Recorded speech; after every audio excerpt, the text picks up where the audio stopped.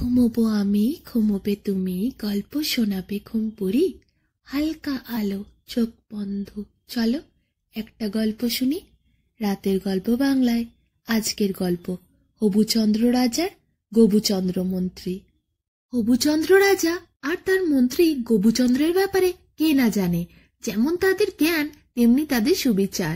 ছাগল যদি ঘাস খায় তাহলে ফাঁসি হবে বাঘের, তাতে যদি দোষ করে তাহলে শাস্তি হবে জেলার।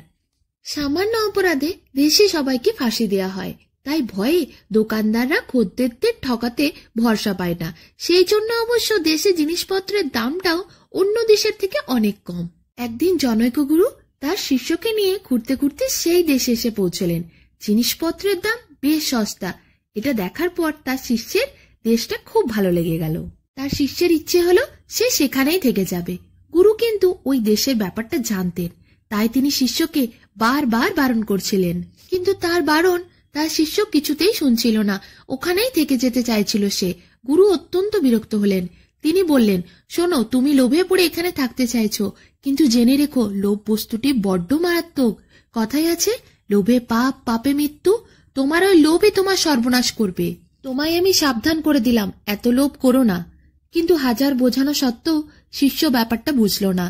তাই শিষ্যকে রেখে গুরু শেষে দেশ ছেড়েই চলে গেলেন। এদিকে লোভী শিষ্য, সে তো দেশে থেকে ভীষণ খুশি। সে রাস্তায় প্রচুর সস্তা সস্তা জিনিস দেখে, ভালো ভালো জিনিস খায়, কেনে। সে বিশাল আনন্দে আছে। দেখতে দেখতে ভালো ভালো জিনিস খেতে খেতে সে বেশ মোটা হয়ে গেল। নিজের উন্নতি দেখে সে খুব খুশি হলো। এদিকে একদিন রাজার জামাই এসেছেন শ্বশুর বাড়িতে। রাজপুরীতে সে এক আনন্দ উৎসব শুরু হয়ে গেছে। বেলার দিকে জামাই বাবাজি একটু বেড়াতে বেরিয়েছেন। হঠাৎ হোঁচট খেলেন তিনি, বেশ জোরেই খেলেন। কাঁদতে কাঁদতে তিনি গেলেন রাজার কাছে, নালিশ করলেন, শ্বশুর মশাই, কি অন্যায় দেখুন। আমি খালি পায়ে শহরটা দেখবো বলে বেরিয়েছিলাম, আর হোঁচট খেয়ে আমার কি অবস্থা দেখুন। রাস্তাটা হাঁ করে রয়েছে, তাও আবার দাঁত বার করে। রাজা বললেন, বটে বটে। সঙ্গে সঙ্গে রাজার মন্ত্রী গবুচন্দ্রকে তলব করলেন। বললেন, কি ব্যাপার মন্ত্রী, এক্ষুনি এর প্রতিকার করো। কেন রাস্তাটা দাঁত বার করে হাঁ করে থাকবে? আর তার কামড়ে আমার জামাইয়ের পায়ের কি অবস্থা দেখো। ওই রাস্তা যে তৈরি করেছিল তাকে নিয়ে এসো আমার কাছে। গবুচন্দ্র সঙ্গে সঙ্গে গেল। তিনি রাস্তা তৈরি করেছিলেন যে ঠিকাদার, তাকে ধরে নিয়ে এলেন। সে যেই এলো, হবুচন্দ্র রাজা অমনি তাকে বলল, রাস্তায় এসব কি বিশ্রী ব্যাপার করে রেখেছো? কেন সেখানে হোঁচট খেলো আমার জামাই? আমার জামাই বাবা জীবনের পায়ে চোট লেগেছে। এক্ষুনি যদি উপযুক্ত কৈফিয়ত দিতে না পারো তাহলে তোমায় শুলে চড়াবো। ঠিকাদার তো কেঁপেই অস্থির, তার বুকটা আকুপাকু করছে, ভয়ে গলা কাঁপছে। তবু সে বলল, মহারাজ, রাস্তাটা তো খারাপ হয়েছে, সেটা আমার দোষে নয়, ইটটাই ছিল খারাপ, তাই দুর্ঘটনা ঘটেছে। দোষী হচ্ছে ওই ইট সরবরাহকারী। আমার কোনো অপরাধ নেই হুজুর। সঙ্গে সঙ্গে হবুচন্দ্র রাজা হুঙ্কার দিলেন, বেশ, ডাকো তাহলে যে ইট দিয়েছে তাকে। ইট যোগানদারকে ডাকা হলো। কিছুক্ষণ পর ইট যোগানদার এলো, আরো বেশি ভয়ে কাঁপতে কাঁপতে। এমনিতেই তার জ্বর হয়েছিল। হুঙ্কারের উত্তরে সে অত্যন্ত বিনীতভাবে কাঁপতে কাঁপতে বলে উঠল, মহারাজ, ইট যদি খারাপ হয় সে তো আমার দোষে নয়, যে ইট তৈরি করেছে সেই ভাটার লোকের দোষ। আমার কোনো অপরাধ নেই মহারাজ, আমাকে মুক্তি দিন। বেশ, এরপর ডাকা হলো সেই ইট ভাটার মালিককেই। এরপর এলো ইট ভাটার মালিক।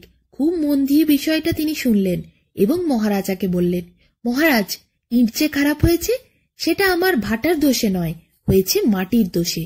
সুতরাং যার জমির মাটি দিয়ে ইট করা হয়েছিল আপনি তাকে ডাকুন, সেই দায়ী। এরপর আর কি, তখন ডাক পড়ল জমির মালিকের। সে সব শুনে বলল, মহারাজ, আসলে তো ওই জমিটা আমার নয়। ওই জমিটা আমি কয়েক বছর আগে ইজারা নিয়েছিলাম, এই পর্যন্ত। সুতরাং ইজারাদারই দায়ী। ডাক পড়ল ইজারাদারের। সে সব শুনে বলল, মহারাজ, ওই জমি আমার নয়।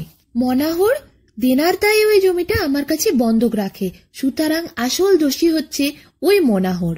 বটে, ডাকা হলো ওই মনাহরকে। আজ ওকে শুলে বসাবে। ব্যবহার না করার জন্য শুলটা অনেকদিন মরচে ধরছে। এলো মনাহর, রোগা পটকা মানুষ, সে তো আসতেই কেঁপেই অস্থির। ওকে দেখার পর রাজার সব উৎসাহ চলে গেল। বলল, এত রোগা একটা পাতলা মানুষকে শুলে দিতে হবে? এরকম একটা চেহারার মানুষকে শুলে দিয়ে মজা নেই। একটা ভালো চেহারার মানুষ চাই, যেমন চেহারা হবে তেমন শুলে চড়িয়ে মজা পাওয়া যাবে। নাদুস নুদুস দেখে একটা লোককে ধরে আনো। সঙ্গে সঙ্গে চারিদিকে লোক ছড়িয়ে গেল নাদুস নুদুস লোককে ধরতে। রাজ্যের বিভিন্ন প্রান্তে লোক ছড়িয়ে গেল, চারিদিকে খোঁজা হলো নাদুস নুদুস লোক। এদিকে যেই শিষ্য রাজার দেশে থেকে গেছিল আর গুরু চলে গেছিল, সেই গুরুর মনটা অনেকদিন ধরেই খারাপ লাগছিল। তিনি ভাবছিলেন এতদিন তো শিষ্যর দেরি হওয়া উচিত নয়। তার ভাবনা হচ্ছিল, তিনি ভাবলেন তিনি যাবেন, ওই দেশে গিয়ে শিষ্যকে একবার দেখে আসবেন। তিনি রাজধানীতে খোঁজ নিতে এসেছেন। এমন সময় তিনি দেখতে পেলেন দুজন লোক তার শিষ্যকে টানতে টানতে নিয়ে যাচ্ছে রাজবাড়ির দিকে। গুরু তো এসব দেখে অবাক হলেন। এদিকে তার শিষ্য, সে তো কেঁদেই অস্থির। তাকে দুটো লোক ধরে রাজসভার সামনে এনে দাঁড় করালো। রাজা অভুচন্দ্রের আনন্দ তো আর ধরে না। হ্যাঁ, এমন একটা লোককে শুলে চড়িয়ে লাভ আছে। তিনি আনন্দে বলে উঠলেন, বেশ মোটা সোটা নাদুস নুদুস লোকটা আছে। এদিকে শিষ্য, তার তো ভয়ে অবস্থাই খারাপ। তিনি কাঁপতে কাঁপতে বললেন, মহারাজ আমায় ছেড়ে দিন। কিন্তু তাকে আর ছাড়ে কে? তার যা নাদুস নুদুস চেহারা, রাজার যা ভালো লেগেছে, রাজা তো কোনো মতেই তাকে ছাড়বে না, তাকেই শুলে চড়াবে। এদিকে গুরু, তিনি রাজবাড়ির মধ্যে লুকিয়ে লুকিয়ে ঢুকে পড়লেন। তারপর দূরের থেকে দাঁড়িয়ে শিষ্যকে ইশারা করলেন। গুরুকে দেখার পর শিষ্যের জলভরা চোখে একটু আশার আলো জাগলো। শিষ্যটি আজ বুঝতে পারছে কি অপরাধী সে করেছে ওই দেশে লোভে পড়ে থেকে। কিন্তু এখন তার গুরুর দিকে তাকিয়ে সে ছলছল চোখে ক্ষমা প্রার্থনা করল। গুরু সেটা বুঝতে পারল এবং শিষ্যকে চোখের ভাষায় সে কিছু ইশারা করে কথা বলল। অভুচন্দ্র রাজা, গোবুচন্দ্র মন্ত্রী কেউই কিন্তু গুরুকে দেখতে পেল না। গুরু লুকিয়ে লুকিয়ে সবটা দেখছে। দেখতে দেখতে প্রচুর মানুষের ভিড় জমে গেল। অনেকদিন পর একজনকে শুলে চড়ানো হচ্ছে। বিশাল মজা রাজার। এদিকে জল্লাদ শিষ্যের নাম আর ওজনটা লিখে রাখলো। অমরচন্দ্র দাস, ওজন 3 মণ 10 সের। 4 জন ধরাধরি করে শিষ্যকে নিয়ে গেল, শুলে তুলতে যাচ্ছে। এমন সময় গুরু তড়িঘড়ি করে রাজার কাছে দৌড়ে এলেন। বললেন, মহারাজ, ওকে নয়, আমাকে শুলে দিন। কিন্তু শিষ্য সে কিছুতেই রাজি নয়। সে বলে উঠল, না মহারাজ, আমাকেই দিন, এই সুযোগ আমি কখনো ছাড়ব না। গুরু বললেন, না মহারাজ, আমাকে দিন। আর শিষ্য বলছে, না মহারাজ, আমাকে দিন। রাজা তো অবাক, এ কি উল্টো অনুরোধ! লোকে শুলে চড়তে প্রচন্ড ভয় করে, অথচ এদের মধ্যে দেখছি শুলে যাওয়ার জন্য প্রতিযোগিতা চলছে। তখন একটা চমৎকার বুদ্ধি হবুচন্দ্রের মাথায় খেলে গেল। তিনি গুরুকে বললেন, দাঁড়িপাল্লায় ওঠো।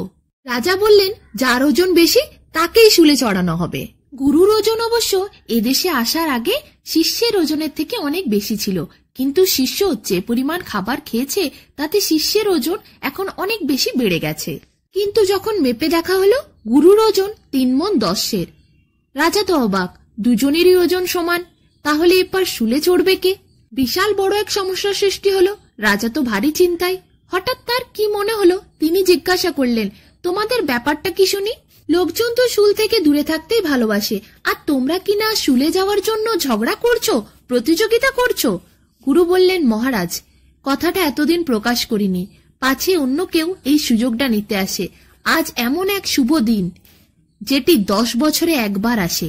এই দিনে যার শুল হবে তার জীবনের সমস্ত পাপ মুছে গিয়ে সে স্বর্গ লাভ করবে। এই সুযোগ আমি কিছুতেই ছাড়ব না, আমাকেই শুলে দিন মহারাজ। শিষ্য তখন জোরে চিৎকার করে উঠল, না মহারাজ, আমি এই সুযোগ ছাড়ব না। ওর আর আমার দুজনেরই ওজন সমান, তাহলে আমি কেন এই সুযোগ ছাড়ব? আমারই এই সুযোগ পাওয়া উচিত। আপনি আমায় শুলে চড়ান। বটে, শুলে যাওয়ার জন্য এত আগ্রহ, খুব চালাক তাই না? তোমাদের যে এত আশা আমি তো জানতাম না।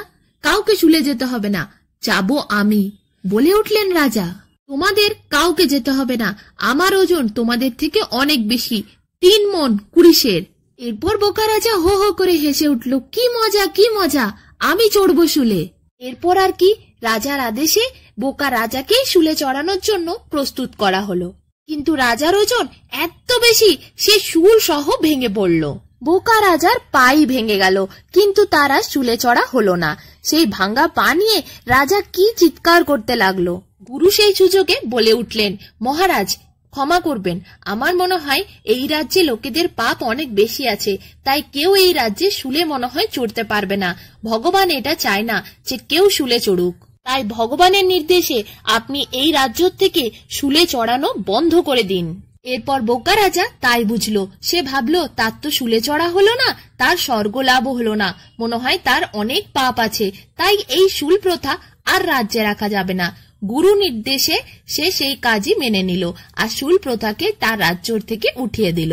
এদিকে গুরু প্রাণ ফিরে পেয়ে খুবই খুশি, শিষ্যকে প্রাণ ফিরিয়ে দিতেও খুব খুশি। এরপর শিষ্য নিজের ভুল বুঝতে পারলো আর গুরুর পায়ে ধরে ক্ষমা চাইলো। তারপর শিষ্য আর গুরু দুজনেই চলে গেল দেশ ছেড়ে। এরপর হবুচন্দ্র রাজা পাপের ভয়ে তার রাজ্য থেকে শুল পুরোপুরি ভাবে তুলে দিলেন। দেখতে দেখতে কিছুদিন পর রাজার ভাঙা পাটাও সেরে উঠল। তারপর থেকে রাজা হবুচন্দ্র আর তার মন্ত্রী গবুচন্দ্র যাকে যাই শাস্তিই দিক না কেন, কাউকে কিন্তু আর শুলে চড়াতে পারত না।